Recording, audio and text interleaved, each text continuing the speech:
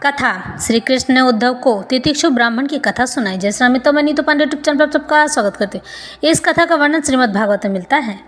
कहते हैं निस्वार्थ यानी कि बिना स्वार्थ वाला पूजा पाठ जप तप उपासना ही आपके पुण्य कर्म बनकर आपकी रक्षा करते हैं। मनुष्य किसी मनोकामना पूर्ति हेतु पूजा आराधना एवं उपासना करता है तो मनोकामना पूर्ण हो जाने पर वह पूजा आपके पुण्य कर्म में नहीं जुड़ते हैं, क्योंकि उस पूजा का फल तो आपने पहले ही प्राप्त कर लिया है। इसलिए कहते हैं ना कि ईश्वर की जब भी आराधना करो तो बिना मनोकामना के करनी चाहिए, केवल उनकी शरण लेने के लिए, क्योंकि उनके चरणों में ही मनुष्य को सद्गति प्राप्त होती है, मोक्ष मिलता है। मनुष्य का जीवन ही मनुष्य को इसलिए मिलता है क्योंकि वह सद्गति प्राप्त कर सके, मोक्ष प्राप्त कर सके। 84 लाख योनियों में सबसे अंतिम योनि मनुष्य योनि है और मनुष्य योनि बड़ा दुर्लभ है। बहुत दिनों तक कीड़े मकोड़े बनकर होते होते होते होते मनुष्य योनि प्राप्त करते हैं, और जब मनुष्य योनि मिलता है तो मनुष्य भूल ही जाता है और अपने भोग विलास में आसक्त हो जाता है। लेकिन यह सब भूल कर मनुष्य को ईश्वर में ही अपने आप को लगा देना चाहिए ताकि वह मोक्ष और सद्गति प्राप्त कर सके। सुखदेव जी कहते हैं, हे परीक्षित, वास्तव में भगवान की लीला कथा ही श्रवण करने योग्य है। वे ही प्रेम और मुक्ति के दाता हैं।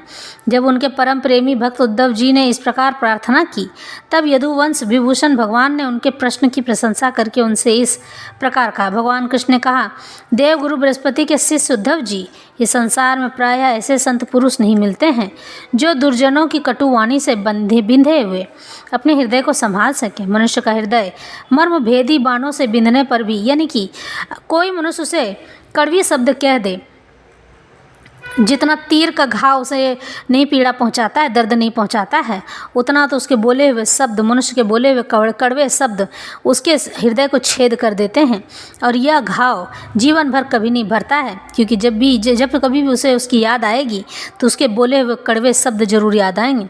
हे उद्धव जी, इस विषय में महात्मा लोग एक बड़ा पवित्र प्राचीन इतिहास कहा करते हैं। मैं वही तुम्हें बतलाता हूँ, तुम मन लगाकर इसे सुनो। एक भिक्षुक को दुष्टों ने बहुत सताया था। उस समय भी उसने अपना धैर्य न छोड़ा था और उसने अपने पूर्व जन्म के कर्मों का फल समझकर कुछ अपने मानसिक उद्गार प्रकट किए थे।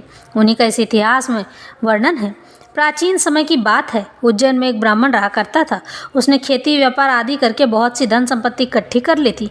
वह बहुत ही कृपण यानी कि मतलबी, कामी और लोभी था, यानी कि काम वासना और लोभ उसके मन में समाया रहता था। ब्राह्मण होने पर भी उसका अपने इस व्यवहार पर कोई भी वश नहीं था। क्रोध तो उसे बात बात में आ जाया करता था। उसने अपने जाति बंधु और अतिथियों को कभी मीठी बात से भी प्रसन्न नहीं किया था। खिलाने पिलाने की तो बात ही क्या है, वह धर्म कर्म से भी रीते घर में रहता था, यानी कि दूरी रहता था। उसको कोई मतलब नहीं था धर्म और कर्म करने का, केवल अपने आप से मतलब रहता था।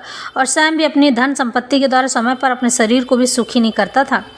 उस संपत्ति का भोग ही नहीं करता था, उसे एकदम छुपा के रखता था बचा बचा कर, और किसी को खाने भी नहीं देता था, ना खुद खाता था। उसकी कृपणता यानी यह व्यवहार और बुरे स्वभाव के कारण उसके बेटे बेटी, भाई बंधु, नौकर चाकर, पत्नी आदि सभी दुखी रहने लगे और मन ही मन उसका अनिष्ट चिंतन किया करते थे। कोई भी उसके मन को प्रिय लगने वाला व्यवहार नहीं करता था।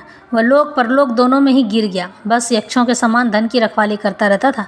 उस धन से वह न तो धर्म कमाता था और न भोग ही भोगता था। बहुत दिनों तक इस प्रकार जीवन बिताने से उस पर पंच महायज्ञ के भागी देवता बिगड़ उठे। उदार उद्धव जी पंच महायज्ञ के भागियों के तिरस्कार से उसके पूर्व पुण्यों का सहारा, जिसके बल के अब तक धन टिका हुआ था, यानी कि भगवान श्री हरि नारायण, चला जाता रहा, और जिसे उसने बड़े उद्योग और परिश्रम से इकट्ठा किया था, वह धन उसकी आंखों के सामने ही नष्ट भ्रष्ट हो गया।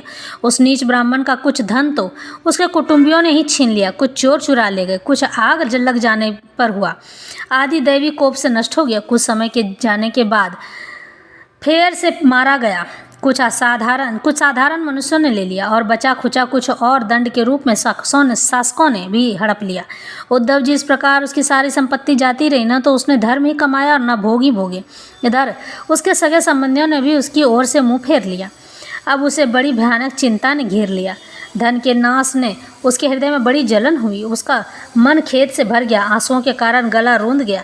परंतु इस तरह चिंता करते करते ही उसके मन में संसार के प्रति महान दुख बुद्धि और उत्कट वैराग्य उदय हो गया। अब वह ब्राह्मण मन ही मन कहने लगा, हाय हाय, बड़े खेद की बात है, मैंने इतने दिनों तक अपने को व्यर्थ ही इस प्रकार सताया। जिस धन के लिए मैंने सर तोड़ परिश्रम किया वह न तो धर्म कर्म में लगा और न ही मेरे सुख भोग के ही काम आया। प्रायः देखा जाता है कि कृपण यानी कि मतलबी पुरुषों को धन से कभी सुख नहीं मिलता है। इस लोक में तो वे धन कमाने और रक्षा की चिंता में ही जलते रहते हैं और मरने पर धर्म न करने के कारण नरक में जाते हैं। जैसे थोड़ा सा भी कोढ़ स्वर्ग सुंदर स्वरूप को, शरीर को भी बिगाड़ देता है, और वैसे ही तनिक सा भी लोभ यशस्वियों के शुद्ध यश और गुणियों के प्रशंसनीय गुणों पर पानी फेर देता है। धन कमाने में, कमा लेने पर उसको बढ़ाने रखने एवं खर्च करने में तथा उसके नाश और उपभोग में जहाँ देखो वहीं निरंतर परिश्रम, भय, चिंता और भ्रम का ही सामना करना पड़ता है। चोरी, हिंसा, झूठ बोलना, दंभ, काम, क्रोध, गर्व, अहंकार, भेद बुद्धि और अविश्वास, स्पर्धा, लंपटता, जुआ और शराब, ये 15 अनर्थ मनुष्यों ने धन के कारण ही माने गए हैं। इसलिए कल्याणकामी पुरुष को चाहिए स्वार्थ एवं परमार्थ के विरोधी अर्थ नामधारी अनर्थ को दूर से ही छोड़ दिया करे। भाई बंधु, स्त्री, पुत्र, माता पिता, सगे संबंधी जो स्नेह से बंधन से बंधकर बिल्कुल एक हुए रहते हैं, सबके सब कौड़ी के कारण इतने फट जाते हैं कि तुरंत एक दूसरे के शत्रु बन जाते हैं। जब तक आपके पास सांसारिक सुख है तब तक आपका परिवार आपका है, आपके लोग अपने हैं, लेकिन ज्यों ही धन समाप्त हो जाएगा और आपका मान, यश, कीर्ति मिट्टी मिल जाएगा, त्यों ही देखो कैसे लोग आपसे दूर होने लगते हैं। भगवान श्री कृष्ण कहते हैं, उद्धव जी, उस उज्जैन निवासी ब्राह्मण ने मन ही मन इस प्रकार निश्चय करके मैं और मेरे मनपन की गांठ खोल दी। उसके बाद वह शांत होकर मौनी सन्यासी हो गया। अब उसके चित्त में किसी भी स्थान या वस्तु के प्रति आसक्ति न रह गई थी। फिर क्या था, उसने अपने मन, इंद्रिय और प्राणों को वश में कर लिया। वह पृथ्वी पर स्वच्छंद रूप से विचरने लगा, मन माना घूमने लगा। वह भिक्षा के लिए नगर और गाँवों में जाया करता था, परंतु इस प्रकार जाता था कि उसे कोई पहचान न सके। हे उद्धव जी, जब भिक्षुक अवधूत बहुत बूढ़ा हो गया था, दुष्ट उसे देखते ही टूट पड़ते और तरह तरह से उसका तिरस्कार करके उसे तंग किया करते थे।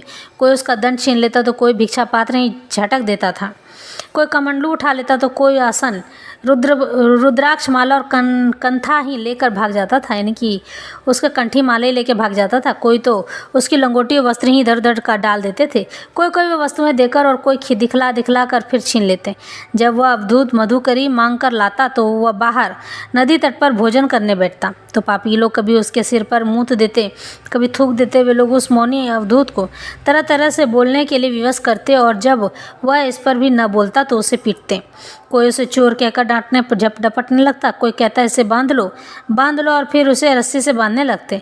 कोई उसका तिरस्कार करके इस प्रकार ताना कसते कि देखो देखो, अब इस कृपण ने धर्म का ढोंग रचा है। धन संपत्ति जाती रही, स्त्री पुत्रों ने घर से निकाल दिया, तब इसने भीख मांगने का रोजगार लिया है। ओहो, देखो तो सही, यह मोटा तगड़ा भिखारी धैर्य में बड़े भारी पर्वत के समान है। यह मौन रहकर अपना काम बनाना चाहता है।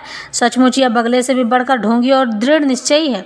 कोई उस अवधूत की हंसी उड़ाता तो कोई उस पर अधोवायु छोड़ता। जैसे लोग तोता, मैना आदि फालतू पक्षियों को बांध लेते या पिंजड़े में बंद कर लेते, वैसे ही उसे भी लोग बांध देते और घरों में बंद कर देते, किंतु वह सब कुछ चुपचाप सह लेता। उसे कभी ज्वर आदि के कारण दैहिक पीड़ा सहनी पड़ती, कभी गर्मी सर्दी आदि से दैविक कष्ट उठाना पड़ता और कभी दुर्जन लोग अपमान आदि के द्वारा उसे भौतिक पीड़ा पहुंचाया करते थे।